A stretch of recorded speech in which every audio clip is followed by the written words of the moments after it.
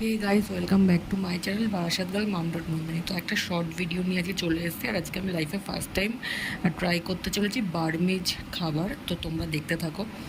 আর এই দেখো, এখানে পুরো বার্মিজ খাবারের নামগুলো দেখো, অনেকটাই ডিফারেন্ট হয়। আর যার সব কিছু দেখো,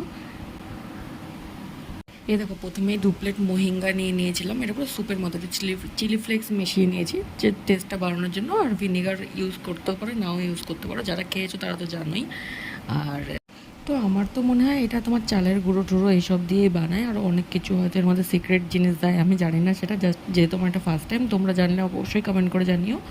তো তারপর দেখো, এটা চিকেন বাটি বলে একটা আইটেম, সেটা অর্ডার করা হয়েছিল। যাই হোক, এটার মধ্যে আলু, ছোলা, ডিম, একটা চিকেনের টুকরো, এগুলো ছিলই। তো বার্মিজ খাবার বুঝতেই পারছো। তারপর লাস্ট এটা হচ্ছে মিক্সড লেতক, ঠিক আছে।